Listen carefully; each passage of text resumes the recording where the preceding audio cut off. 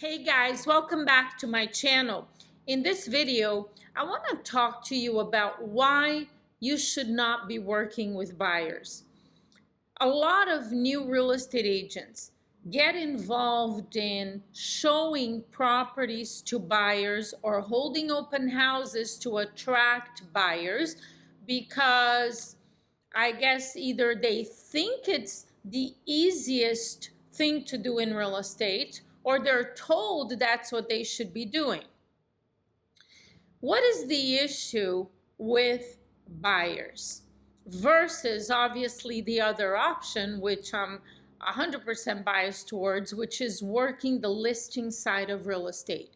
Why should you focus on listings? The thought that working with buyers is easier than taking listings is an illusion. It isn't true. In working with buyers, no, it doesn't matter what the market is doing, whether it's a seller's market like we've had in 2020, 2021, and beginning of 2022. That's not an easy market for you to be working with buyers because there was very little inventory, high demand, small supply of homes on the market, dozens of multiple offers in some cases, and obviously you spend a lot of time with a buyer. Now, in a buyer's market, buyers become very picky, very choosy. They want to see there's a lot of inventory, there's high supply, low demand, and buyers want to see sometimes dozens or even, who knows, 40, 50 properties. They're not in a hurry. There's plenty available. So regardless of whether it's a buyer's market or a seller's market, buyers are very time consuming. In many cases, you do have to show them a lot of properties before you're able to actually get one under contract. Now, the biggest problem that I see in working with buyers is the fact that you don't get paid for showing houses. Regardless of how long you've been in real estate, please let what I say sink into your mind. You don't get paid for showing houses. And the amount of time that it takes for you to search and select the properties for these buyers and then set appointments to show all these homes, take these buyers out, drive them around, just start to actually track the amount of time it takes. But the biggest problem I see is the fact that the great majority of buyers are not ready, willing, and able to buy when a lot of real estate agents take them out to show them properties. And again, since you don't get paid for showing houses, you only get paid when a buyer signs a contract, you have a fully executed contract that is accepted and it has to close, obviously. So driving buyers around and showing them properties when they're not ready, willing, and able, it's a waste of your time. It's completely inefficient. It may seem like an easy thing to do, and initially, I suppose, if you're a real estate agent, because you may think it's even fun. I've had real estate agents say, oh, it's fun, you go out, you show them houses. I don't think it's fun to spend my time with a buyer that is not ready, willing, and able to buy for no reason, for free, basically. That's not fun to me. Maybe fun for a day, but it's not fun after that. So the illusion is what it is. It's not easier to work with buyers. It takes a lot of time, energy, and effort. And then you also have the issue that buyers may not necessarily be committed to buying from you. I have heard hundreds of stories from real estate agents taking buyers out, spending hours and days and whatever, and then that buyer drives by a house for sale in some neighborhood and they see a sign with a phone number, they call that agent, and that's it. They're gone. They go look at the house with another agent, or they walk into an open house and they don't let anybody know that they were working with you. They're not committed to working with you as an agent. So what happens?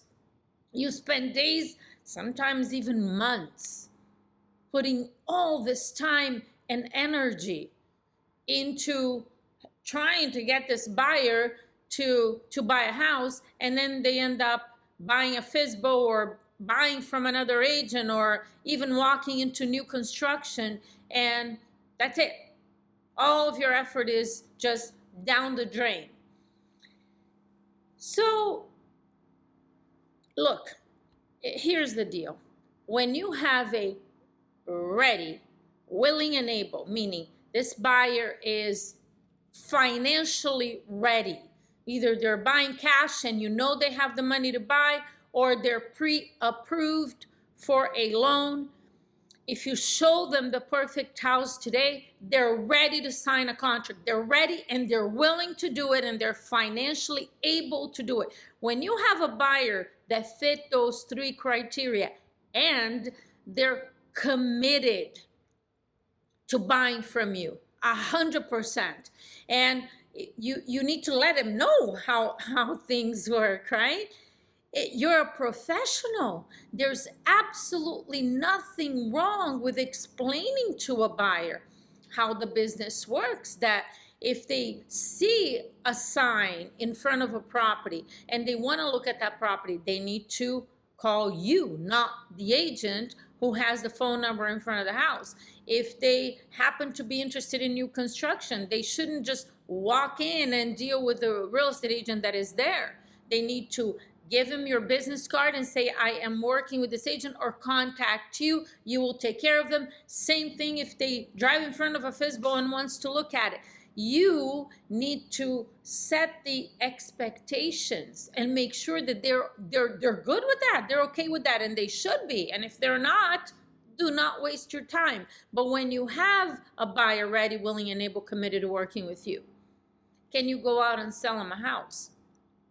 I suppose so. I still wouldn't want to do it, but I guess under those, with all those criteria met, okay, it makes sense.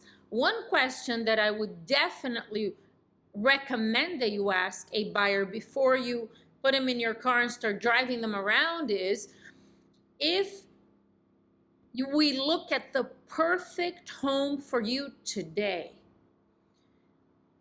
will you be ready to go ahead and make an offer on the property today? First day out.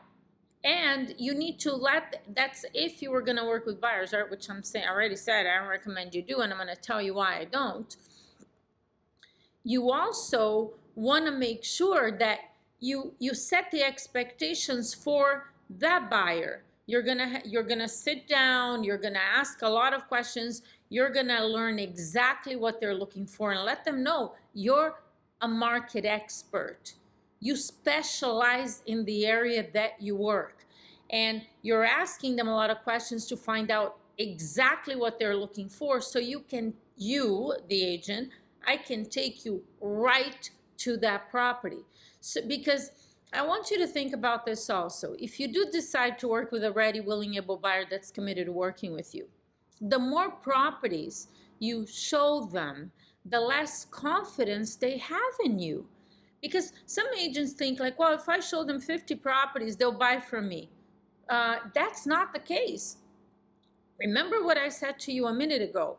As a market expert and a specialist in your area, your job is to know the area and know the inventory. So if a buyer comes to you and says, I want a 3-bedroom, 2-bath, 2,500 square feet with a big yard in a neighborhood like this and like that, and this is, I want this and that, you, the market expert, should be able to take them right to it.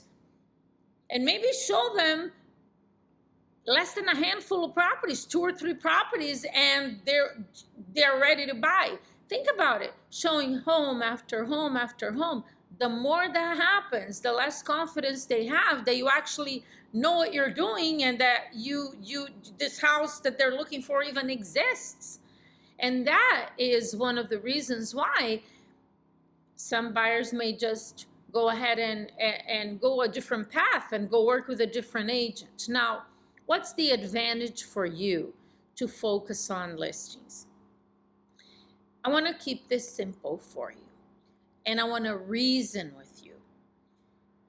In your marketplace, every single day, there are listings coming up in the MLS, brand new listings. There are properties being listed every single day. And there's a listing agent that took that listing. When you think about it, how do you get in the middle of those transactions and be the agent taking those listings? You gotta talk to people. You gotta find those sellers. And depending on what market you work, there could be hundreds of new listings every single day coming on the market. They're not gonna come to you, call you, knock on your door. Even if you say, well, I could pay for leads and they're gonna tell me who is selling. That might be possible. A lot of these leads end up being buyers. You could get some listing leads. It's still gonna take some skills on your part, because if you're buying leads online, you're not the only one that's getting that lead. Other agents have the same leads that you have. And when you call that seller, they're gonna be talking to other agents, whether it's other agents that got the same lead from the same place, from a different place, or they're going to talk to a friend that is a real estate agent or a neighborhood specialist, whatever. You're going to be in a situation where you're going to have to handle objections. You're going to have to close for appointments. You're going to have to learn how to pre-qualify the appointment. That's such a huge piece. And then make a great presentation. And obviously, taking listings is the first step, but again, you don't get the same way that you don't get paid for showing properties. You don't get paid for taking listings. You get paid when they sell, and that requires some skills on your part in pricing properties. So you think about it and you say, wow, I gotta learn all of that. Yes, you do have to learn all of that, and these are skills that you're gonna take with you forever. Once you learn how to handle all these different selling situations, you're going to become someone who will be empowered. You're going to feel empowered. You're going to feel like, I know what I have to do. I know how to do it. I can handle any of these situations. And every single day, I can talk to people and find somebody who wants to sell, because that is your job. They're not going to come knocking on your door. They're not going to call you and ask you to come out and list their property. You're going to have to initiate conversations with people, and that's going to require some skills. Working with buyers require a different set of skills. And again, if you're working in a seller's market with a buyer, it's a complete nightmare. So put in the time, the energy, and the effort required. And the payoff will be huge. Because when you're working with sellers, when you're prospecting, cold calling, lead generating every day for sellers, you're gonna attract buyers too. You're gonna find buyers. Actually, you're gonna get a lot of buyers just from the listings that you have, and refer those buyers out.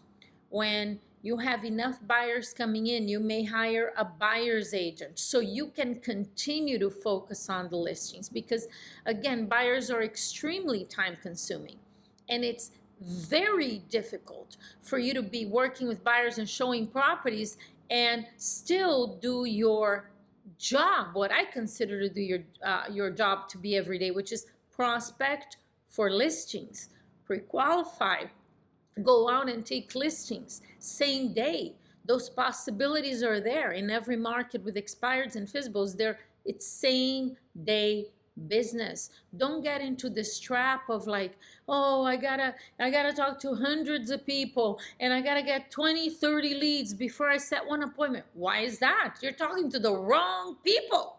You're saying the wrong things to the wrong people. That's the only reason why that would happen.